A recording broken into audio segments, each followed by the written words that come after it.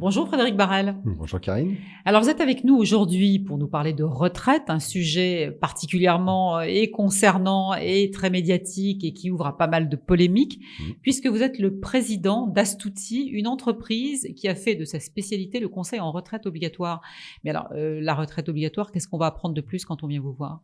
Alors, notre domaine d'activité ne concerne effectivement que les retraites obligatoires. Oui. Quand on parle de retraite obligatoire, on parle de régime de base, des retraites complémentaires qui y sont associées et potentiellement des régimes étrangers si notre client a travaillé à l'étranger. Oui. On ne parle jamais, nous, en tout cas, de produits d'assurance vie ou de capitalisation, parce que c'est pas notre métier. Voilà. Notre méthodologie se déroule en 3 phases principales. La première, c'est on commence toujours, dans tous les cas, par reconstituer la carrière, parce que tout part de là. Donc, on fait, nous, une reconstitution de carrière indépendante de celle des organismes de retraite. Mais ça veut dire que c'est un vrai travail de détective. Vous allez vérifier trimestre par trimestre là où la personne a travaillé et si c'est bien pris en compte, c'est ça ? Bien sûr. Alors, trimestre par trimestre, peut-être pas. Mais en tout cas, période tronçon d'activité par tronçon d'activité, oui, et année par année, c'est sûr. Mais alors là, ce que vous nous dites là, Frédéric Barrel, c'est quand même intéressant. Ça veut dire quoi ? Ça veut dire qu'il y a une marge d'erreur importante ? Alors, il y a toujours des erreurs. Ah, mais il faut le dire, hein. Oui, c'est un peu gênant. Mais il y a toujours des erreurs dans l'enregistrement de la carrière. Ou des oublis, ou des manques, ou des, voilà. Pas forcément de la faute de la caisse de retraite, hein. Ça peut être de l'employeur, du salarié lui-même, de la caisse primaire, de Pôle emploi, bon, peu importe.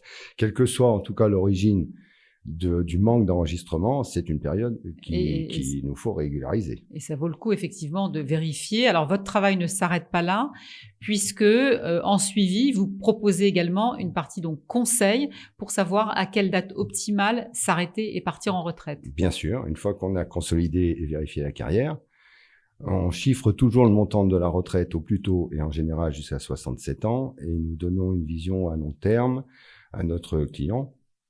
Parce que quand on parle de retraite, on parle d'une rente viagère. Donc, on lui donne une vision à moyen long terme pour lui permettre de décider d'une date de départ. Et ensuite, on lui explique comment mettre en place ses retraites et éventuellement comment organiser un cumul emploi-retraite. Oui, cumul emploi-retraite, parce que ce sont souvent des chefs d'entreprise, il faut le dire quand même, qui viennent vous voir. Effectivement, nous nous adressons principalement aux professions libérales et chefs d'entreprise. Parce que ce sont ceux qui peuvent plus facilement agir sur l'organisation de leur fin de carrière et faire du cumul emploi-retraite intégral. Alors une fois que tout ça est mis à plat, la dernière phase, on va dire, de votre travail que je ne connaissais pas personnellement, c'est de justement vous êtes trop jeune. de préparer donc le dossier de ce départ à la retraite, qui est quand même souvent un vrai casse-tête, c'est ça ? Alors, un vrai casse-tête, c'est souvent très très long. Donc, une fois en tout cas que notre client, lui, a décidé grâce à nous d'ailleurs, d'une date de départ et de conditions de départ, effectivement, on l'accompagne dans la mise en place de ses retraites. Et on se contente pas là de compléter l'imprimé.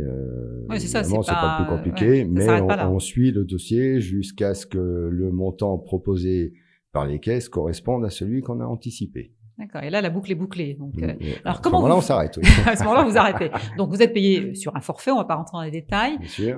Comment vous faites surtout pour vous adapter, pour vous mettre à jour avec toutes les nouvelles règles qu'on sort en France? Je le dis assez souvent. On sait bien faire ça.